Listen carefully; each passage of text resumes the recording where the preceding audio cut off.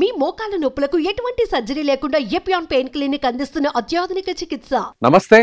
కూటమి ప్రభుత్వంలో పవన్ కళ్యాణ్, చంద్రబాబు నాయుడు ఇద్దరు చాలా తెలివిగా ముందుకు వెళ్తున్నారు. ఇద్దరు కూడా చాలా చాకచక్యంగా పనిచేస్తున్నారు. ముఖ్యంగా పవన్ కళ్యాణ్ ఉన్నటువంటి ఎమోషనల్, అంటే ఆయన ఎక్కడైనా కూడా ఎమోషనల్ గా స్పీచ్ ఉంటుంది. ఎక్కడైనా కూడా ఆయన స్టెప్స్ అన్ని కూడా చాలా డేరింగ్ అండ్ డాషింగ్ గా ఉంటాయి. ఇప్పుడు దాన్నే సద్వినియోగం చేసుకుంటుంది కూటమి ప్రభుత్వం. ముఖ్యంగా చంద్రబాబు నాయుడు, పవన్ కళ్యాణ్ ఇద్దరు కలయిక ఇప్పుడు ఈ కాంబినేషన్ సూపర్ హిట్ అనే చెప్పాలి. ఎందుకంటే చంద్రబాబు గారి ఆలోచన, పవన్ కళ్యాణ్ గారి దూకుడు నేరుగా, అంటే ఈ రెండింటిని కూడా సమన్వయంతో ముందుకు తీసుకెళ్తుంది. అది ఎలా అంటే ఒక చిన్న ఎగ్జాంపుల్ మీకు చెప్తాను.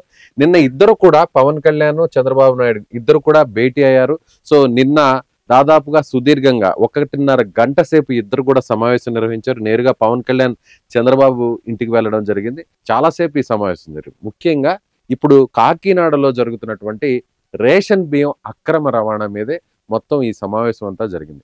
అంటే ఎందుకంటే పవన్ కళ్యాణ్ ఆల్రెడీ కాకినాడకి వెళ్ళడం, అక్కడ పోర్టులో ఆయన హల్చల్ చేశారు. అక్కడ అధికారులతో సహా ఆయన నేరుగా ఆకస్మికంగా తనిఖీ చేశారు. ఎక్కడైతే పట్టుబడినటువంటి బియ్యం ఆ నౌకుంది, ఆ షిప్ నేరుగా ఆ షిప్లోకి వెళ్ళడం జరిగింది. షిప్ దగ్గరికి వెళ్ళడం జరిగింది. షిప్ను కూడా సీజ్ చేయాలని చెప్పడం జరిగింది. అక్కడ స్థానికంగా ఉన్నటువంటి ఎమ్మెల్యే కొండబాబును, అదేవిధంగా ఇతర అధికారులను, పోర్టు అధికారులను కూడా ఆయన చివాట్లు పెట్టినటువంటి పరిస్థితి. అయితే ఇప్పుడు పవన్ కళ్యాణ్ చేసేటువంటి ప్రతి అడుగు కూడా ఆచితూచి చేస్తున్నారు. పవన్ కళ్యాణ్ అట్లు ఏ నిర్ణయం తీసుకున్నా, ఆయన ఏం మాట్లాడినా కూడా దాని వెంటనే యాక్షన్ అనేది జరుగుతుంది. దానికి ఒక ఉదాహరణ ఏంటంటే, ఇటీవల ఆయన హోంమంత్రి విషయంలో కొన్ని వ్యాఖ్యలు చేశారు. ఏమని చేశారంటే, పోలీసులు వైఫల్యం చెందుతున్నారు, సోషల్ మీడియాలో అసభ్యకరమైనటువంటి పోస్టులు పెట్టే వారిని వదిలేస్తున్నారు, వారి సామాజిక వర్గాలు ఇవన్నీ కూడా లెక్కలు చూస్తున్నారు, అదేవిధంగా అత్యాచారాలు జరుగుతున్నాయి, మహిళల మీద దాడులు జరుగుతున్నాయి, ఇంకా కూడా గత ప్రభుత్వంలో ఉన్నటువంటి ఆ జాడ్యం ఇంకా కూడా కనిపిస్తుంది, ఆ ఛాయలు ఇంకా వదలలేదు అధికారులు అని ఆయన చెప్పడం జరిగింది.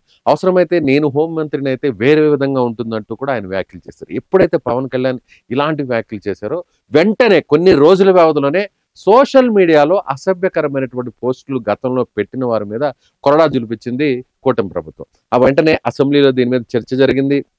దీనికి సంబంధించి కూడా ప్రత్యేకంగా ఒక చట్టాన్ని కూడా తీసుకొచ్చేటువంటి ప్రయత్నం జరుగుతుంది. ముఖ్యంగా సోషల్ మీడియాలో ఇలాంటి అసభ్యకరమైనటువంటి పోస్టులు, వ్యాఖ్యలు చేసే వారికి పీడీ యాక్ట్ కింద కేసులు నమోదు చేసే విధంగా కూడా చట్ట సవరణ అయితే జరుగుతుంది. సో పవన్ కళ్యాణ్ అటు రంగంలోకి దిగడం, ఆయన ఏదైతే కొంత కాంట్రవర్సీగా, వివాదాస్పదంగా, దూకుడుగా, ఆవేశంగా నేరుగా పవన్ కళ్యాణ్ ఎక్కడైతే మాట్లాడతారో, ఎక్కడైతే స్టెప్స్ వేస్తారో ఆ అడుగులకి తగ్గట్టుగా ప్రభుత్వం వెంటనే దాని వెనక వేరే నిర్ణయం తీసుకుంటూ వచ్చింది. ఇదే సోషల్ మీడియాలో ఆల్రెడీ చాలా మంది మీద కేసులు నమోదయ్యాయి. చాలా మంది గతంలో ఇష్టానుసారంగా వ్యవహరించినటువంటి సినీ ప్రముఖులు, సినీ ఆర్టిస్టులు, ఆ తర్వాత దర్శకులు, ఆ తర్వాత కొంతమంది వైసీపీకి అంటగాగినటువంటి కొంతమంది ఎవరైతే నాయకులు ఉంటారో, ఎవరైతే కార్యకర్తలు ఉంటారో, ఎవరైతే సోషల్ మీడియాలో విస్తృతంగా వాడుకునేటువంటి వారు ఉంటారు, వారందరి మీద కూడా కేసులు పెట్టడం, వారందరినీ కూడా ఇటీవల కొంతమంది లోపల వేయడం కూడా జరిగింది.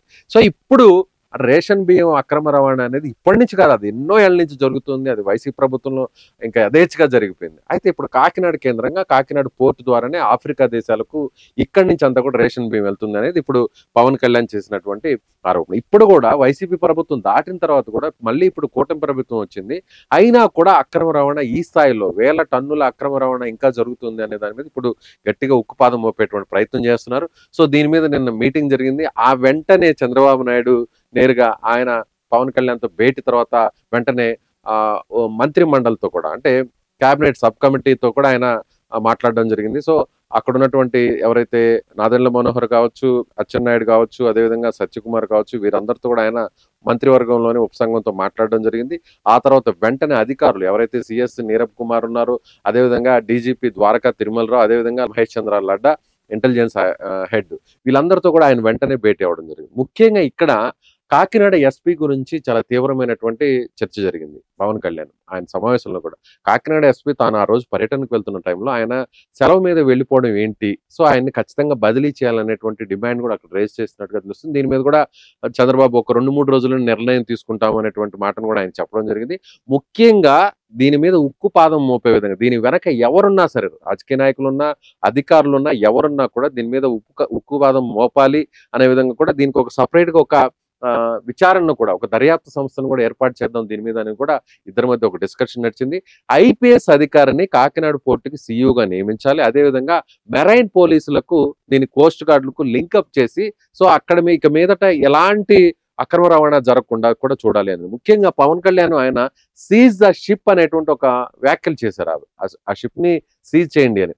దాని మీద రకరకాల చర్చలు నడిచాయి. అంటే రాష్ట్ర ప్రభుత్వానికి షిప్ ని సీజ్ చేసేటువంటి అధికారం లేదు, ఇక్కడ పోలీసులకు లేదు అని అంటే. ఎందుకంటే స్మగ్లింగ్ కిందకు వస్తే బియ్యం అక్రమ రవాణా అనేది అది స్మగ్లింగ్ కింద రాదు, అంటే పోర్ట్లో చేసేటువంటి స్మగ్లింగ్ కింద రాదు, కాబట్టి దాన్ని సీజ్ చేయలేము అనేటువంటి నిబంధనలు. దాని ప్రకారం ఏం చేశారంటే నిన్న ఏజీ ఆయన రంగంలోకి దిగడం జరిగింది. ప్రభుత్వం తరఫున కోర్టును ఆశ్రయించి కోర్టు ద్వారా ఆ షిప్ ని ఏ విధంగా అయితే ఎలా అయినా సరే సీజ్ చేయాలి అనే దాని మీద చాలా గట్టిగా ఉన్నారు. సో పవన్ కళ్యాణ్ ఏది మాట్లాడినా ఇప్పుడు ఆయన ప్రశ్నిస్తానే ఉంటాను అని చెప్పి పవన్ కళ్యాణ్ చెప్పారు. అందుకు తగ్గట్టుగానే ఆయన ప్రభుత్వంలో ఉప ముఖ్యమంత్రిగా ఉన్న కీలకమైనటువంటి స్థానంలో ఉన్నా కూడా సో ఆయన ప్రశ్నిస్తూనే ఉన్నారు. అది ప్రభుత్వంలో అంతర్భాగంగా ఉన్నా కూడా ఆయన ఎక్కడ పొరపాట్లు జరిగినా ఎక్కడ మిస్టేక్స్ జరిగినా కూడా పవన్ కళ్యాణ్ ఒక టార్చ్ బేరర్ గా ఉన్నారనే చెప్పాలి. ఎక్కడ సమస్య ఉన్నా కూడా ఆయన వెంటనే రెస్పాండ్ అవుతున్నారు, దాని మీద వ్యాఖ్యలు చేస్తున్నారు. ఆయన వ్యాఖ్యల వెంటనే ప్రభుత్వం కూడా స్పందిస్తుంది, దీని మీద చక నిర్ణయాలు తీసుకుంటారు. అందులో భాగమే సోషల్ మీడియాలో గతంలో పోస్టులు పెట్టిన వారి మీద చర్యలు, ఇప్పుడు ప్రస్తుతం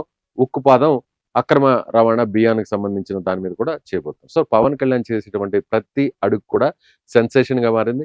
ప్రభుత్వం అందుకు తగ్గట్టుగానే ఇమ్మీడియట్ గా అంటే నేరుగా ముఖ్యమంత్రి రంగంలోకి దిగారు, అధికారులతో మీటింగ్ పెట్టారు, మంత్రులతో మీటింగ్ పెట్టారు, అన్ని చక్క జరిగిపోయాయి. సో ఇక మీదట పవన్ కళ్యాణ్ చేసినటువంటి అక్రమ స్మగ్లింగ్ తాట తీస్తాను ఎవరైతే ఉన్నారో వారు వెనుకున్న వాళ్ళందరూ తాట తీస్తామని చెప్పారు. కాబట్టి దానికి తగ్గట్టుగా తదుపరి చర్యలు అయితే నడుస్తున్నాయని చెప్పాలి. సో మీరేమనుకుంటున్నారు? పవన్ కళ్యాణ్ చేసేటువంటి కామెంట్స్ కావచ్చు, ఆయన వేసేటువంటి అడుగులు కావచ్చు, ఇవన్నీ కూడా ఎలా ఉన్నాయి? అంటే ఒక పరిణితి చెందినటువంటి రాజకీయ నాయకుడుగానే పవన్ కళ్యాణ్ వ్యవహరిస్తున్నారా? అలాగే ఇద్దరు కూడా ఒక సమన్వయంతో అంటే కృష్ణార్జున్ లాగా అటు చంద్రబాబు నాయుడు, పవన్ కళ్యాణ్ ఇద్దరు కూడా ఒక సమన్వయంతో ముందుకు వెళ్తున్నారు. ఇదంతా వ్యూహం ప్రకారమే వెళుతున్నారా? అంటే సొంత పార్టీలో కొన్ని విమర్శలు వస్తాయి, ఆ విమర్శలను తట్టుకోవాలంటే పవన్ కళ్యాణ్ మాట్లాడితే ఇంకా తిరిగి ఉండదు. సో చంద్రబాబు గారికి ఏంటంటే సొంత పార్టీలో ఎవరైనా దీనికి ఒకవేళ సంబంధాలు ఉన్నా కూడా వారి మీద కూడా చర్యలు తీసుకునేదానికి అవకాశం ఉంటుంది. కాబట్టి సో ఇది ఒక ప్లానింగ్ ప్రకారమే నడుస్తుంది అనేది మనం చెప్పాల్సినటువంటి పరిస్థితి. సో మీరేమనుకుంటున్నారు? దీని మీద కామెంట్ చేయండి.